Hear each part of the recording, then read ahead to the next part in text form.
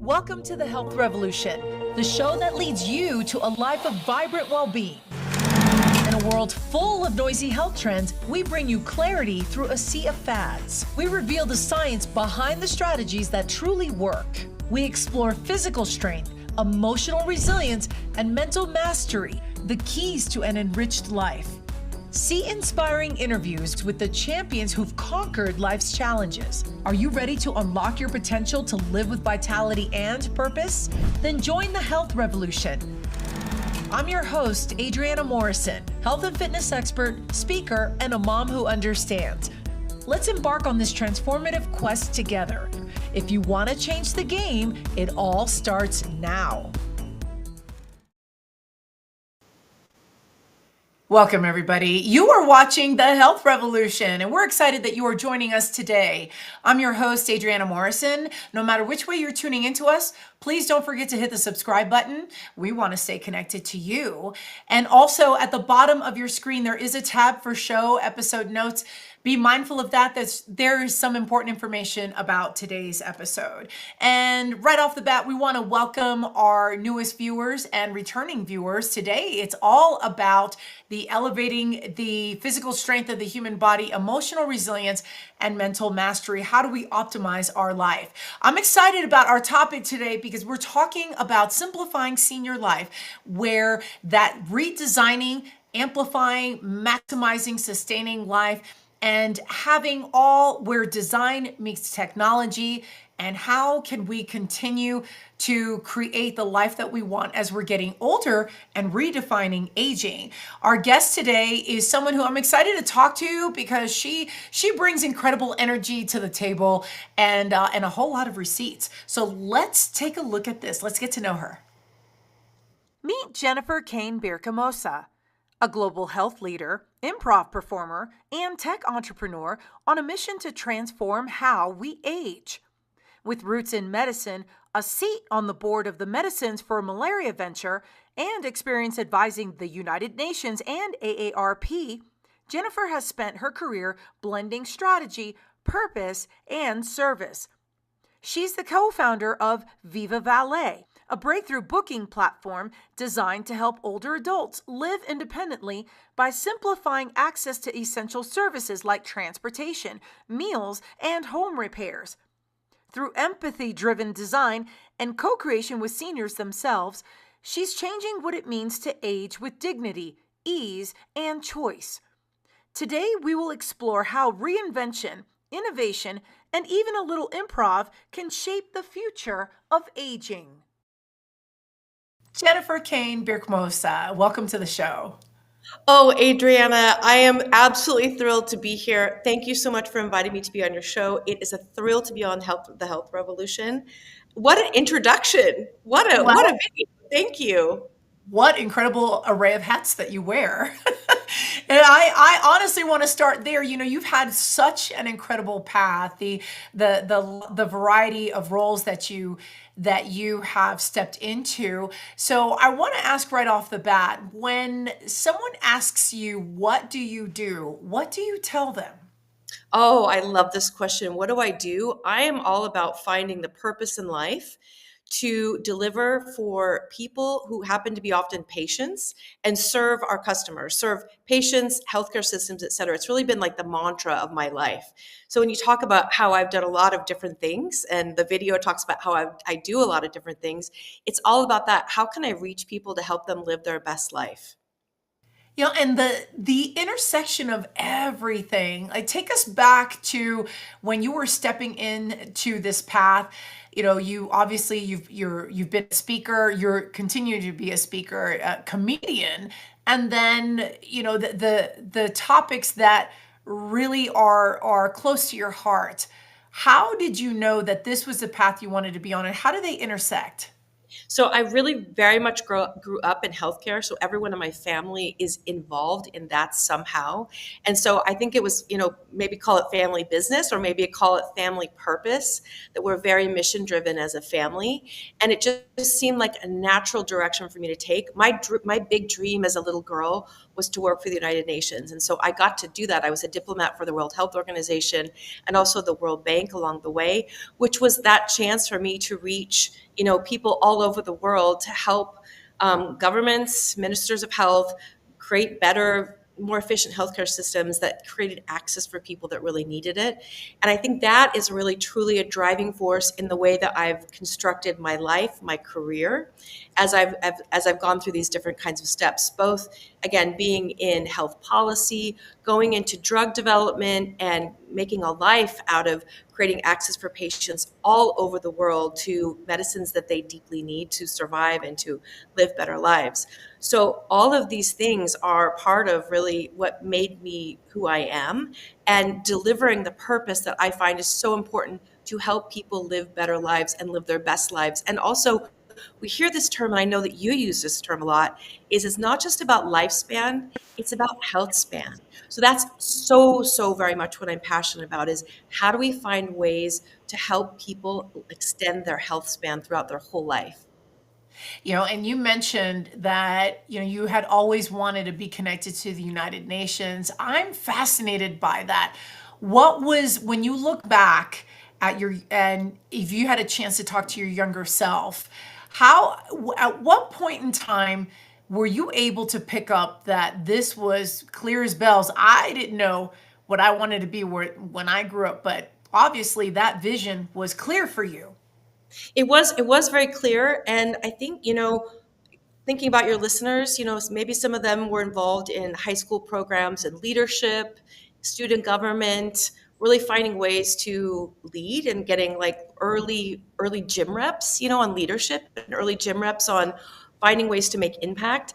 And I think those were early steps for me. And then I was also very involved in Model United Nations as a kid. And I thought, wow, imagine if this girl from this little town in Oregon could be able to do something like that with her life. And I didn't think it was possible. And I think now, as you ask, if I could talk to that younger Jen, I think she would be absolutely shocked at what I was able to do with this brain, these hands, and to make it happen for her. But more importantly, to make the impact of everything I've done for patients, people, healthcare systems, health policy. I think she'd be shocked, actually.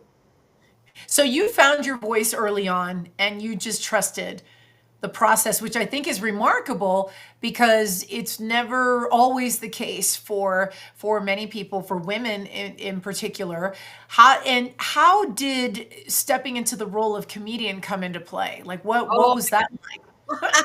so, comedian, it's again, I would say in general, the roles that I've taken on, like you say, like United Nations, WHO, pharma executive, these kinds of things, I think they're all a bunch of a collection of happy accidents. And what I mean by that is every time I was faced with something new, it was, wow, does this have impact towards that big, North Star that I'm trying to follow? And also, what can I learn from it? And I think that's very much where comedy comes in, because one day, like many people do, you fall into an improv class, often by accident, or maybe you decide to do it and you just show up, and you show up with a sense of terror, like, I could not possibly ever do this, and why am I doing this? And this is really scary.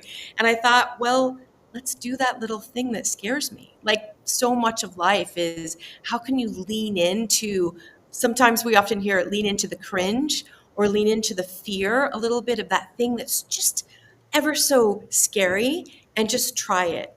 And from the first moment I tried improv, it's just as if it sunk its teeth into my skin and would not let go.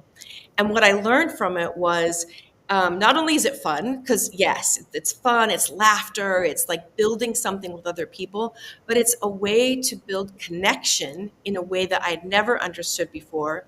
It's a way to be present and focused. And it's a way to co create with people in a way that I'd never imagined in my wildest imagination. And I think often when we fall into a hobby like this, the surprise is that how that hobby actually grows into every aspect of your life and fills all those pieces to make everything else better. So what I discovered through the act of performing and then teaching improv, is that I actually became a better leader. I became a better mom. I became a better person in my community because these tools that we're using in the theater, they're just as synonymous with creating something on stage, creating great stories, as it is with creating a company. If you want to create something from nothing, because entrepreneurship is creating something from nothing, so is improv comedy. Every single time you have a show, you create something from nothing, and then you lean into it, and you often fail because it's not always good, right? So because we get more comfortable with failing on a rapid iteration, try it out, this didn't work, or keep going, you keep learning, and you allow yourself safe places to fail with joy and to keep yes anding, which is for me the best mantra in life and mindset, which improv is all about the yes and. So we agree and we keep building together. That mantra alone is essential to building anything, but for me, as an entrepreneur, it is essential to that and learning how to fail with joy in a safe space. What was the most surprising thing that improv taught you? I really think it's leadership. And I think I cracked it in the moment of COVID, actually, because before then it was something that was fun and we would play, we perform on stage. And it was at that moment of the crisis of COVID where all of a sudden we in this world, not just in the companies that we worked in and our communities that we lived in, we were all separated from each other. And we had to find creative ways to collaborate.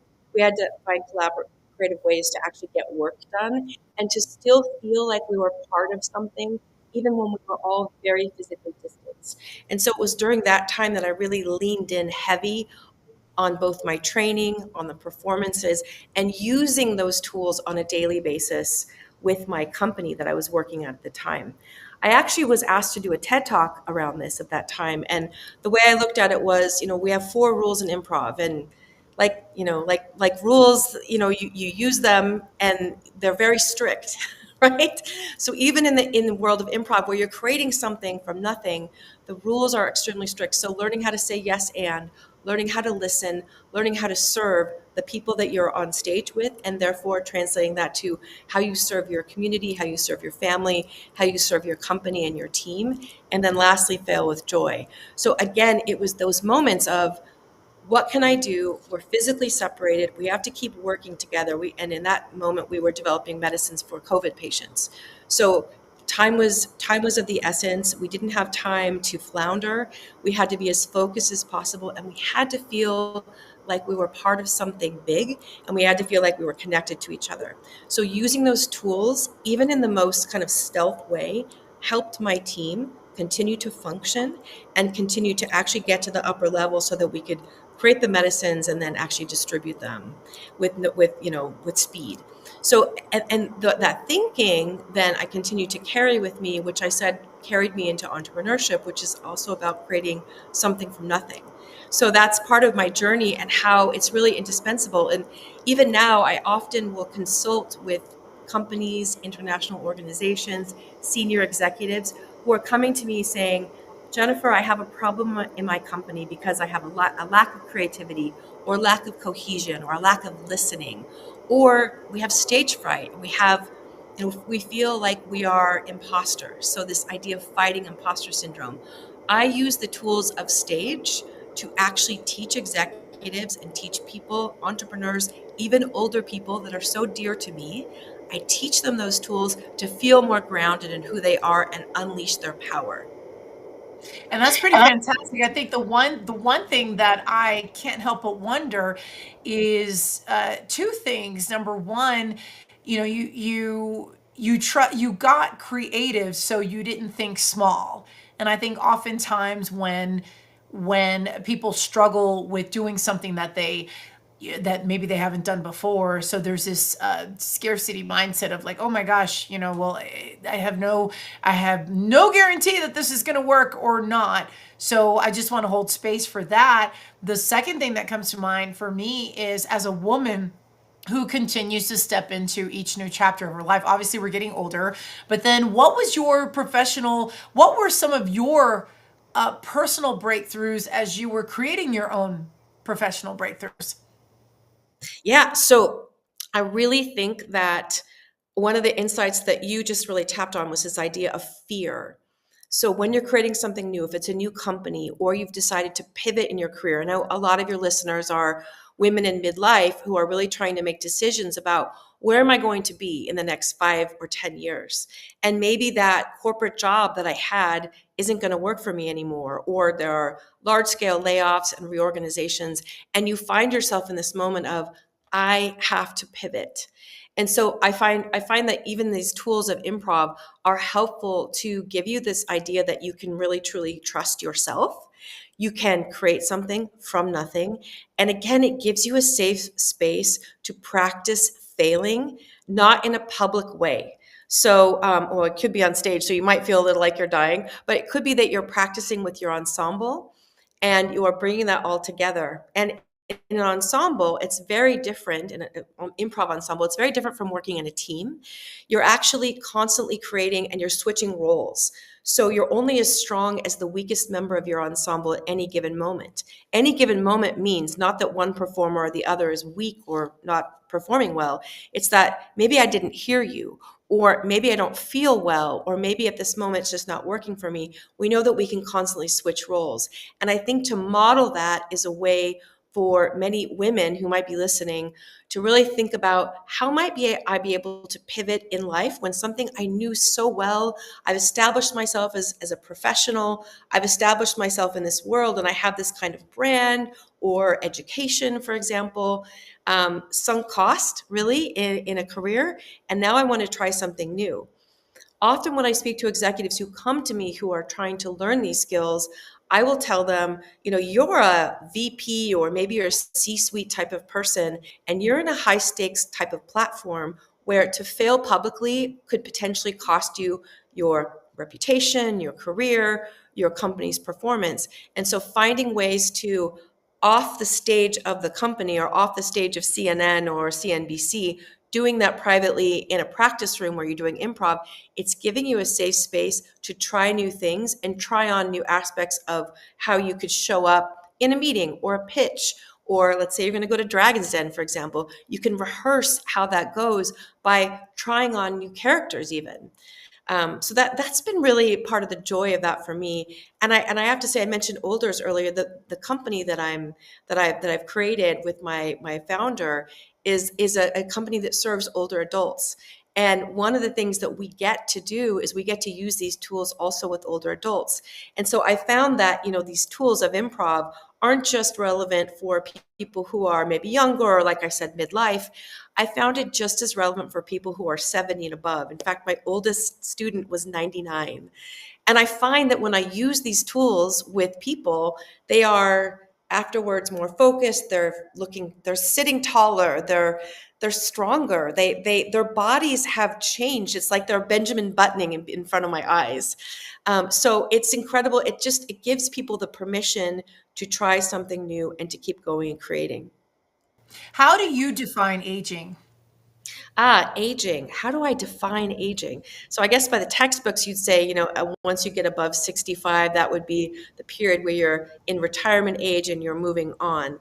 Aging, for me, is never a number, because in the clients that we serve in our company called Viva Valet, which we'll talk about a little bit later, I find that some of my customers who are 85 or 90 are just as youthful and as independent and having that health span we talked about and really eager to take bites out of life as someone who's in their 40s or even in their late 30s. So aging is not a number. And I think that's often where we get confused as a culture, as we look at, oh, that person's 70, or that person's 80.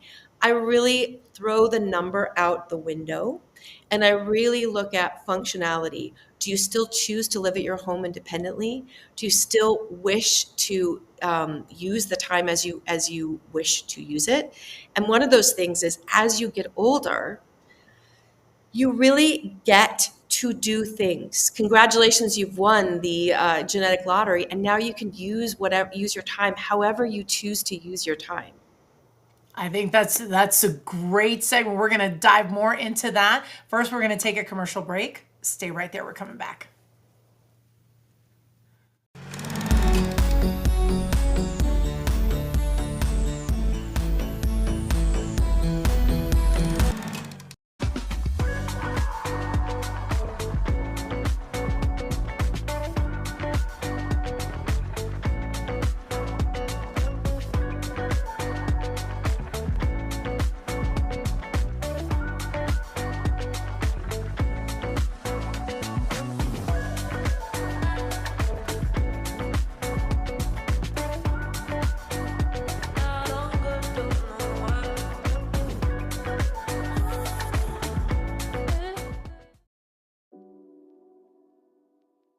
So in the calm bag, it has GABA, theanine, and taurine.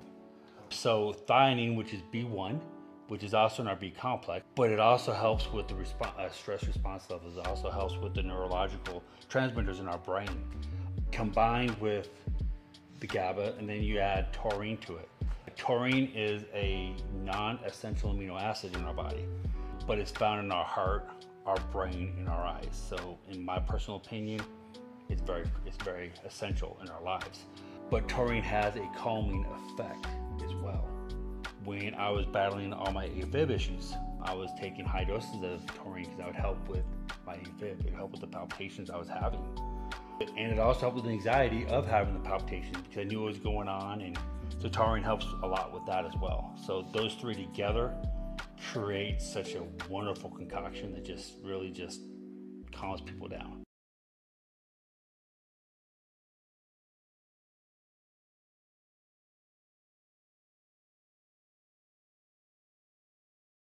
Introducing Launchpad, the perfect partner to help you launch your dream project to the world. We know that time is of the essence, and we're here to help you make the most of it. With Launchpad, you'll get access to the most advanced digital tools and strategies to take your idea from a mere concept to a fully fledged success. Whether you're an aspiring entrepreneur or a seasoned pro, we have everything you need to make your mark in the world. Launchpad, your ultimate launch partner.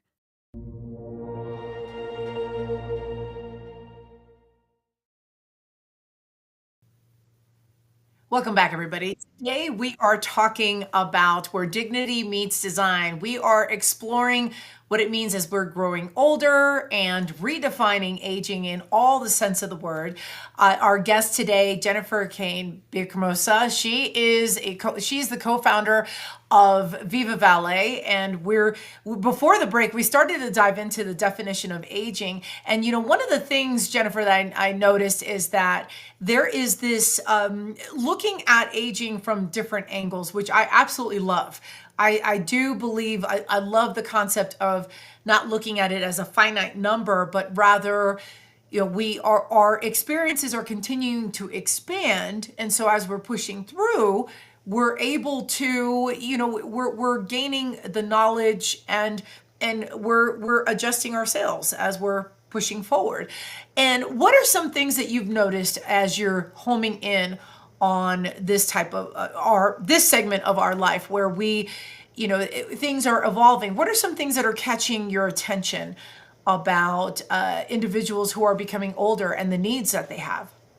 I think the biggest learning that I've discovered after these years now of working with olders in our company is that we're dealing with a crisis of care that's able to be provided for these individuals.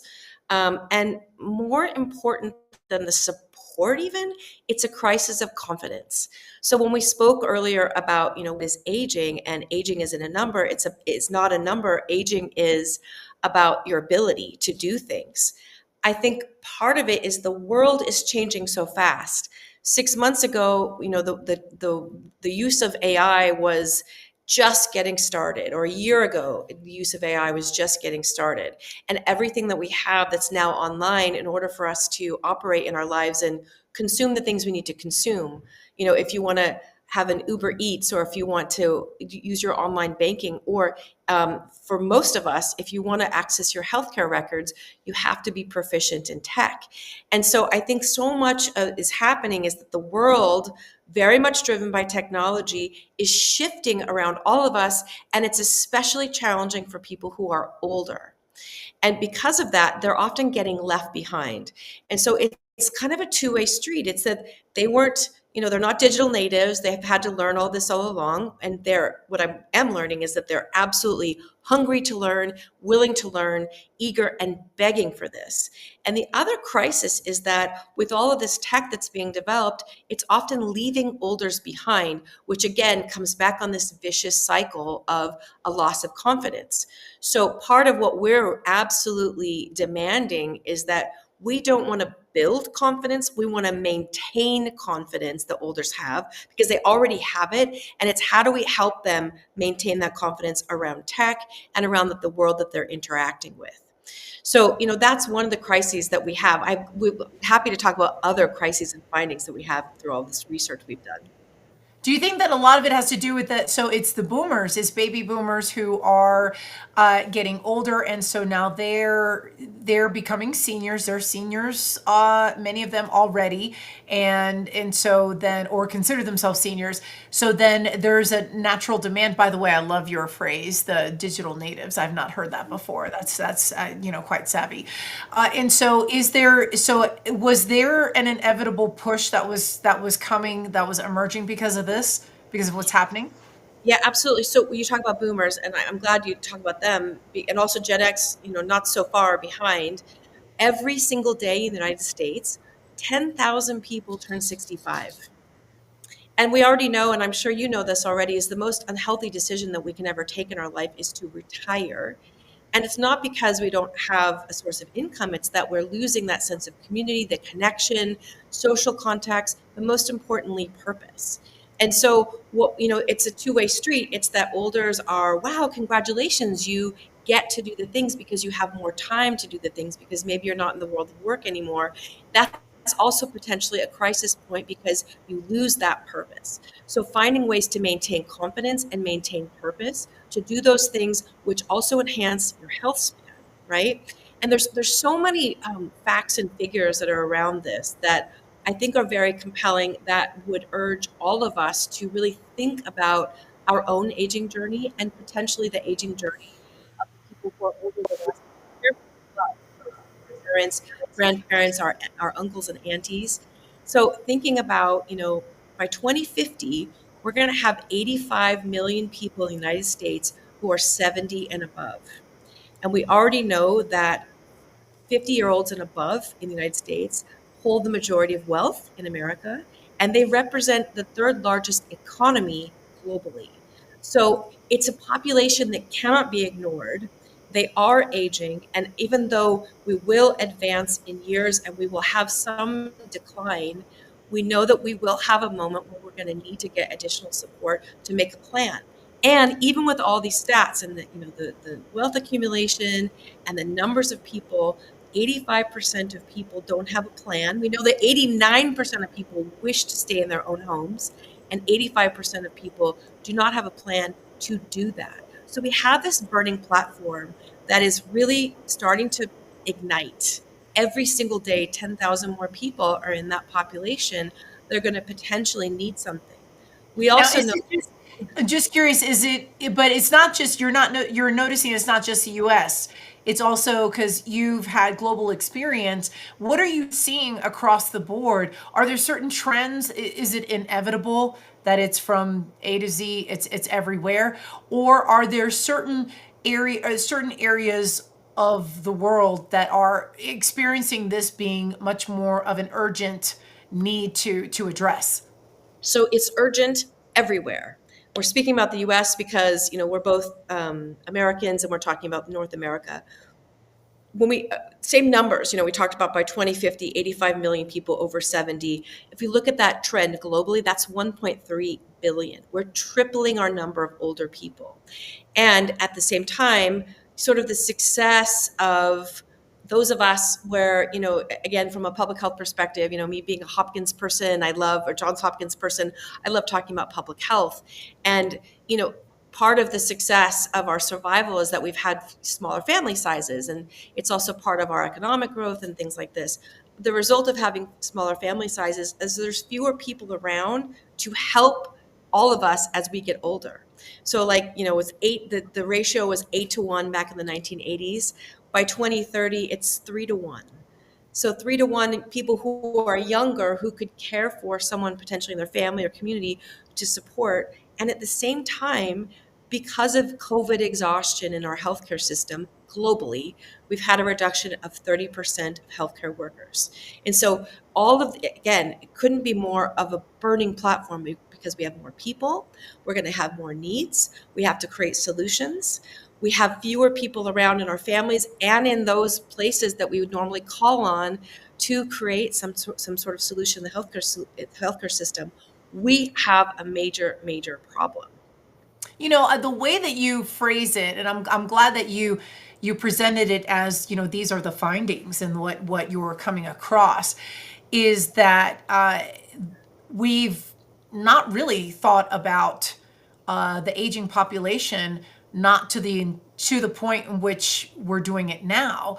And so then the focus is that sustainable life, and I think amplifying all areas of life. I think that it just everything integrates. What are some surprising areas that you find that older individuals are beginning to struggle with? So you talked about the tech piece. Are there some surprising things that tech is tied to that they're struggling with right now? Absolutely. I mean, where elders we see struggling with is, first of all, this thing that's in our hand that we walk around with all day, right? The phone. That's one of the main things is, are you able to call your family, your friends, and your doctor?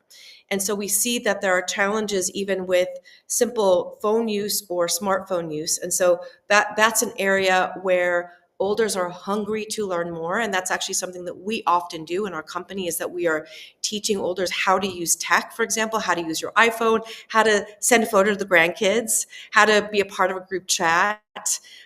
So there's communication between people, just for social connection, also to call out for an emergency. There's also the platform of how are you going to access services that you need to survive.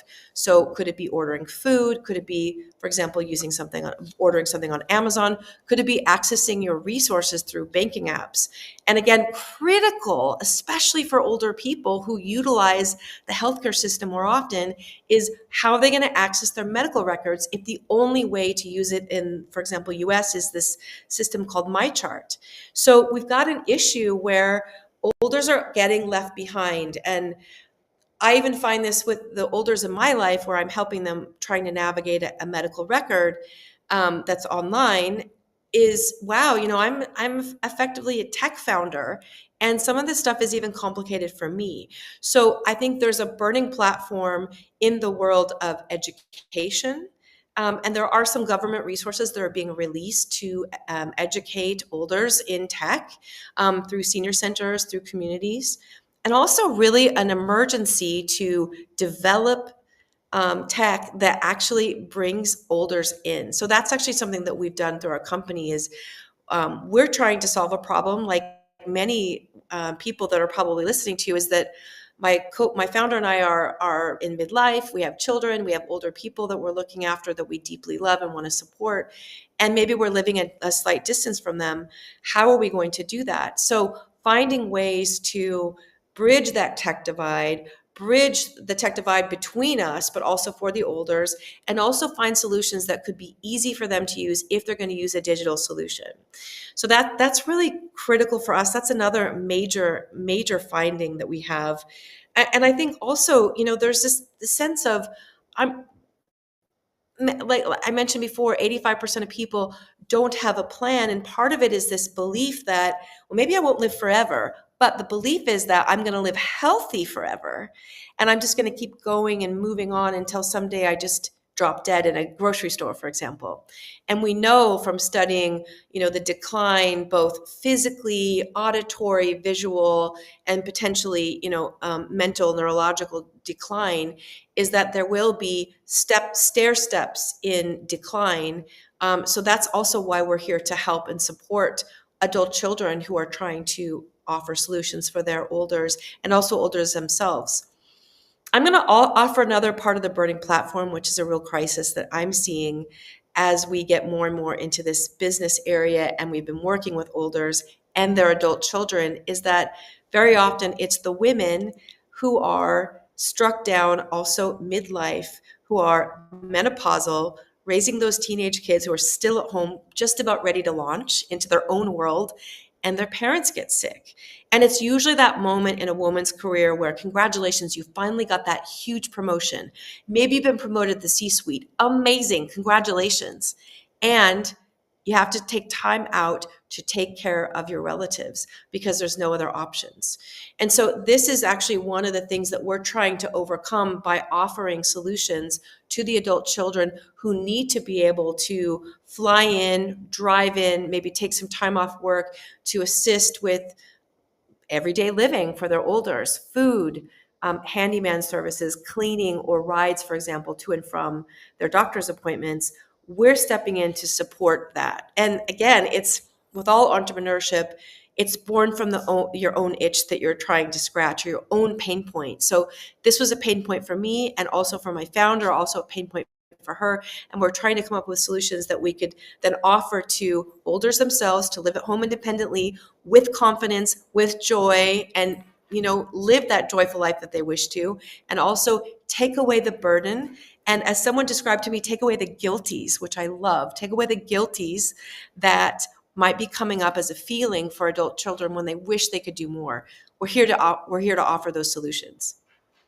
Talk more about that. And you brought up something because it was something that came up for my in-laws, that we had obviously we have older individuals in my in-laws family, and so that came up, and it almost felt like a you have to stop and address, because you have to take care of the loved ones. And this is a great segue for our viewing audience to get to know a little bit about Viva Valet. So this is the company that you co-founded with. Can you talk a little bit about at what point was it just the green light that you decided we're all in with this? And what was that definitive moment that you thought, I've got to do something, or we've got to do something about this? Yeah. So the definitive moment was, it's always great when you can start a business with your friend. And we were talking about how we had the same problem, which is we wanted to be able to offer more support to our loved ones who are living a distance from us. So that, and also this question of, so if we're going to do that, what do we need? And it's not just a question that we had as co-founders, but we hear this over and over with women who are in this phase of life, or adult children who are in this phase of life, which is, I want to help mom and dad. I don't know what I need. I don't know where to find it. And most importantly, I don't know who I'm going to call, or if I bring anyone into their home to support them, I don't know who to trust. And so in the development of our business, we actually spent a lot of time doing research with olders themselves to observe them. What are the things that they need the most help with to enable that independence, so they continue to have that health span and they get to do the things that they want to do. You want to play pickleball? Let's take away some things that you don't have to do anymore, because then you get to spend the time doing the things that you wish to do. And that's also part of the confidence, which is, look, if cleaning now for you is too physically challenging, because getting down on the floor and scrubbing can be actually kind of hard as you start to have mobility issues. Maybe you have a bad knee or a bad back, or that football injury is really starting to have some issues as you get older. Having the ability to get down on the ground and scrub can be really challenging. So that's where we can come in. So what we discovered, again, as co-founders, is really working with olders themselves, observing them, having lots of open-ended interviews with them to say, what's the thing that's going to help you live your life most independently? If it's a tech-enabled solution, what's that going to look like? So we had them help us build it. So it's totally revolutionary that we had olders on our design teams. Every aspect of our design went through a committee of older people who were there looking at our sketches, looking at our early betas, testing things all over the world. People from between the ages of 70 to 93 were testing this material. And what we discovered, the joy of consolidating all these types of services. Remember, what is it that we need? Where do I find it? And who do I trust? Finding ways to consolidate all those services, put them all in one place, and then find a way to make it trusted so that everyone knows that all of those pieces are put together in a trustworthy way. We always have eyes on our people who go into the homes of olders. So we know that olders and their adult children have the security and safety of the trust. And we are going to dive more into this. First, we're going to take a commercial break. Stay right there.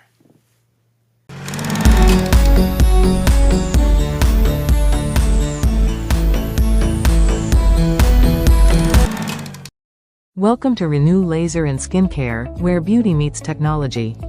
From laser hair removal and anti-aging treatments to facial sculpting, acne care, and injectables, our expert team helps you look and feel your best with customized, results-driven care. Located in Littleton, Colorado, we offer a comfortable, welcoming space and cutting-edge treatments tailored just for you. Visit renewlaserandskincare.com to book your transformation today. Renew Laser and Skincare, where confidence begins.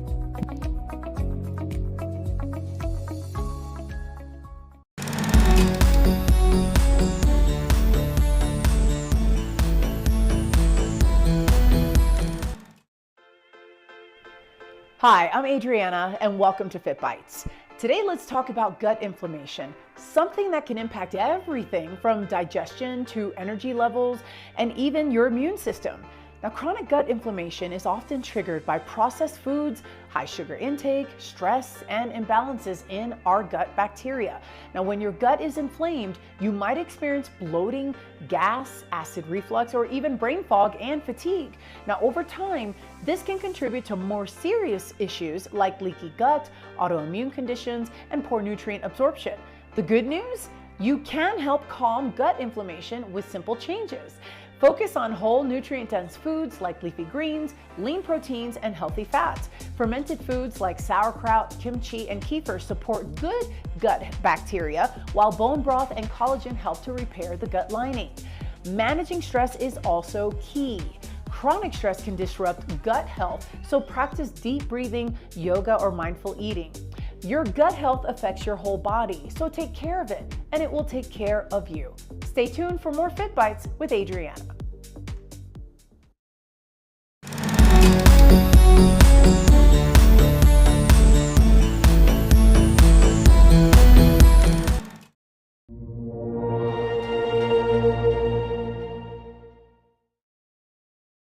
Today, Jennifer Cain Birkmose. She is the co-founder of Viva Valet, and we are talking about where dignity meets design and optimizing senior life and entering and just really redefining the aging process. Jennifer, just go. I know that we were before the break. You were going into some of the solutions that Viva Valet is addressing, and I want to pull up one of our screens and then ask you what makes Viva Valet stand out from other senior care apps or different websites that are out there that are promoting senior care.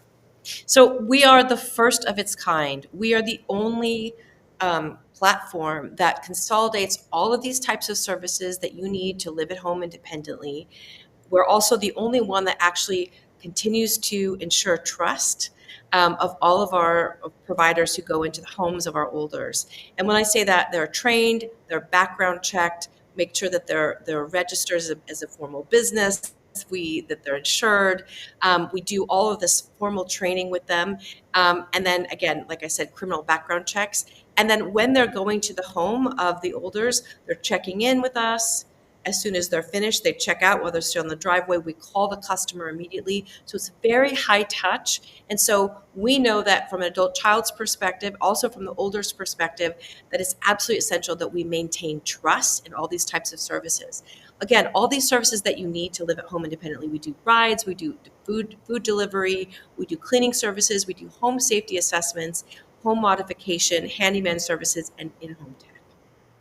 And at what point is it ideal for, say, that older or maybe family members to begin using Viva Valet? At what point would it be appropriate to incorporate or look into services? You know, it really depends on what the older wishes to do. We know already that the cost of moving from home into a senior living community or assisted living is starting at $90,000 a year. So for most people, that is not accessible. That's not possible. It's not something that they're able to do. And so finding ways to say, hey, in the next 10 years, I need to make sure that I do whatever I can to reduce the risks of falls in my home. That means looking out for carpeting, loose carpeting that could potentially lead to a fall, stairways that are rickety, making sure that we have safe showering experiences, that we don't have falls on slippery bathroom floors, and having grab bars installed in case we do it with style. and we do it with grace. And so making sure that in order to stay at home, if that's your plan and that's your wish, start to put those things in place now so that we don't have a crisis and you get sick or you have a fall and you have a surgery and then you really have a problem.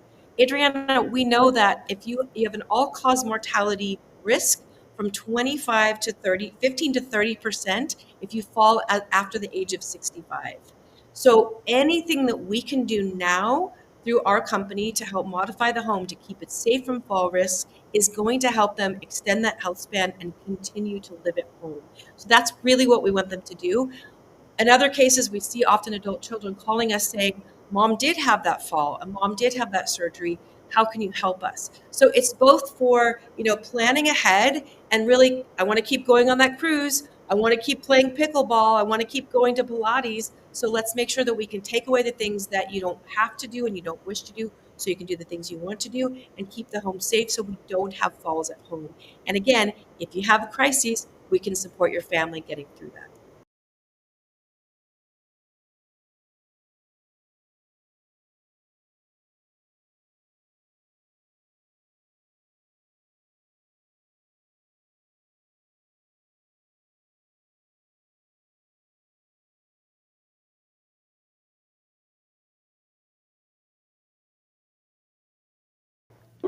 So where are you looking to expand Viva Valet?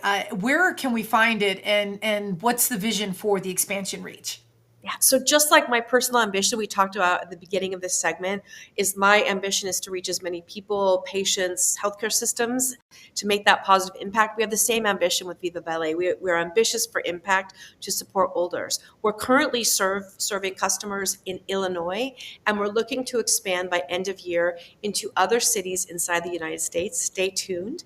By August, we're looking to start expanding with a national coverage, which is called a concierge service, where you can call us and we can put together a bundle of services for you. Again, answering those core questions of what do I need, where do I find it, and who can I trust? So we're going to be able to have that as a call-in service first, and then we'll be continuing to expand into new cities with our services. Now, one last question before break.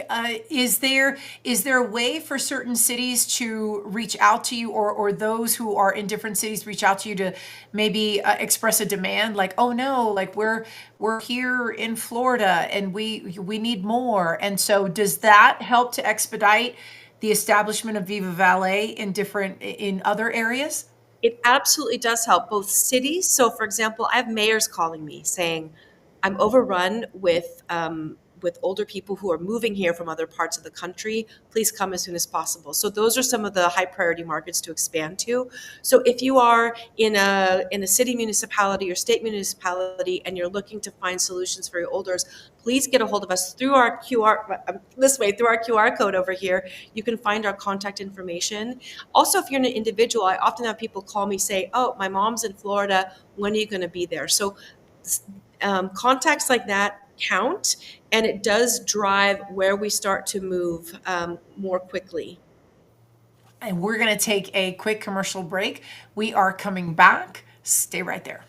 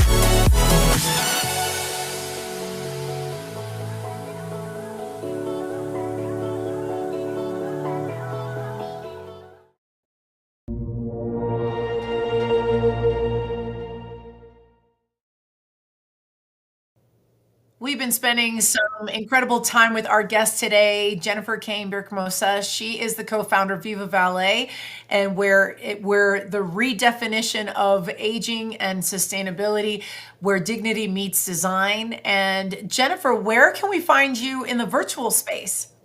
Oh, you can find us in a lot of virtual spaces. So I think we'll be showing here in a moment. You can find us on Instagram. This is our handle, Viva Valet Official. And on all of these resources, also on Facebook, um, LinkedIn, and YouTube, we have a whole host of resources that we offer that are there to support you as an older and also you as an adult child. What we mean by that is we have a series. For example, every Tuesday we have a series called Take Action Tuesday, and on that it gives you an opportunity to have one idea that you can take this week to make your life a little bit better. So to make your caregiving journey a little bit smoother, or a really important conversation that you can have with your older, or maybe entertainment that you can try, a new activity, something that you can do to strengthen your relationship, strengthen your caregiving as an adult child, and also as an older, how to live better. We also have a series called Dispelling the Myths of Aging, which is actually quite entertaining. So talking about, olders can't be fashionable, and we highlight different fashion designers who are in fact 80 and above and who are out there leading the way, examples like that. So you can find us on all those different platforms. Where you also find our blogs. Our website, I think it's already come up, is vivavalet.com. So as we mentioned earlier in the segment, if you want to get a hold of us, you can reach us on all of those platforms as well as our contact information on our website, vivavalet.com.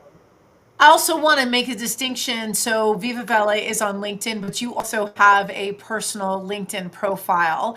And so I just want to hold space that, that being active over there. And so the different connections you have created with the different hats the roles that you play as well. Where can you, I know we're running out of time, but where can we find you for the remainder of 2025? What's on the calendar? Oh, what's on the calendar? I think you'll find me hanging out on all those social media sites, as well as Instagram, as well as LinkedIn, where you say if you want to tap in or ask me questions about the role of improv and leadership, or the role of improv and caregiving, you can reach out to me directly there if you have questions. Happy to talk to you about that. I think the big priority for us is we're going to continue to grow our business, serve more customers, expand to new markets, and get this new concierge product off the market so that we can be serving more people through this phone system where you can call us and we can put together a bundle of services for you. Jennifer Cain Birkmose, we appreciate you being here and spending time with us. Thank you for sharing the knowledge and the innovation that is rolling out. And so this is definitely some important info for our viewers to know about. Thank you for being here. Adriana, thank you for having me on the Health Revolution. It's been a total delight talking with you. Thank you so much. And for all our viewers, of course, we want to give a quick shout out to our sponsors for supporting us, as Biomed Mobile IV, Dapper Mobile Apps, also Renew Laser and Skincare, as well as Synergize Fitness. And you can find us on the web. Our website is thehealthrevolutiontv.com. There you can email us with any show episode ideas you'd love for us to cover. And then also you can join our newsletter. Upper corner of your screen, you'll find our QR code. If it's easier for you to grab, please feel free to do so. And then, of course, every Tuesday and Thursday, you can count on us to be right there with you on E360 TV and all the expanding distribution handles, 10 a.m. Pacific, 1 p.m. Eastern. That is all the time that we have. Until next time, take care of yourselves. We will see you soon.